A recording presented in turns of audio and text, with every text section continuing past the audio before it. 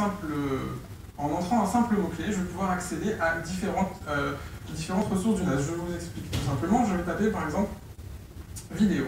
Et comme vous voyez, instantanément, ça applique deux types donc, de recherche. La première au niveau des applications. Vous allez avoir tout ce qui est applicatif lié de près ou de loin à une vidéo. Dans la deuxième partie, vous allez voir l'aide DSM.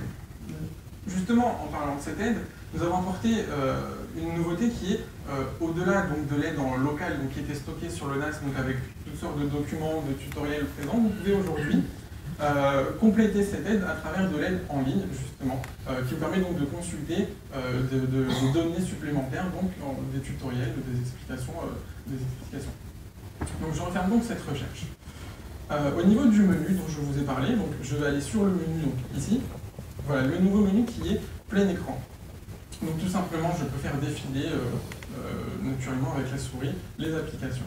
Vous avez donc c'est ici que se regroupent maintenant toutes les applications qui ont été téléchargées, donc il n'y a plus cette petite fenêtre donc, qui était uniquement ici en haut à gauche. Nous avons une deuxième barre de recherche ici. Quel est son but? Qui est légèrement différent de la première barre de recherche. Pour les utilisateurs qui, par exemple, veulent utiliser un paquet qui est quelque part, s'ils ont utilisé beaucoup et qui ont un peu de mal à le retrouver, ça peut arriver. Pour justement simplifier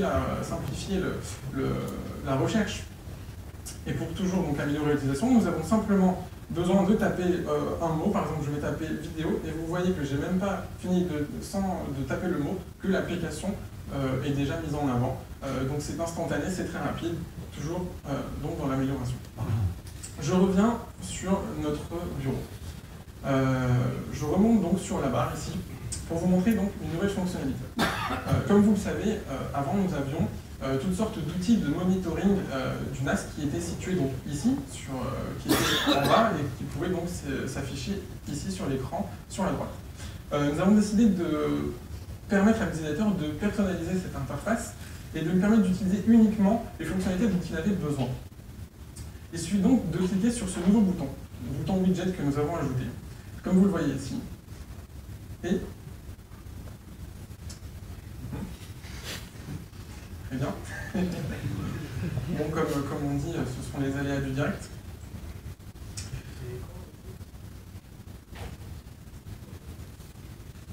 Nous étions supposés avoir des widgets.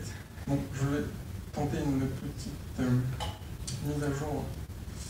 Ici, nous allons retenter. Il n'y a pas de problème. Il n'y a que des solutions. Voilà. Vous voyez, c'est magnifique.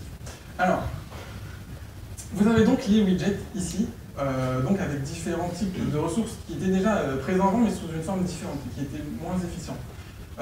Il suffit par un simple glisser-déposer, un drag and drop, de prendre le widget, de le faire glisser à droite, vous voyez le petit onglet plus 1 qui est apparu, ou à gauche.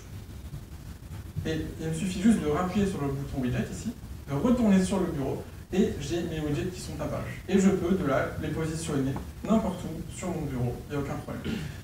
De plus, vous avez différents types de vues. Vous avez donc ici la vue dite en grand, la vue maximum. Vous pouvez également réduire de moitié cette vue pour justement, si vous ne souhaitez pas avoir les courbes et uniquement donc la ressource plus basique.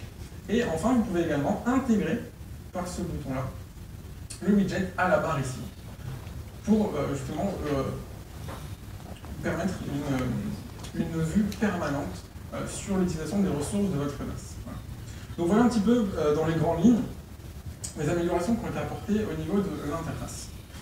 Je retourne donc à la présentation.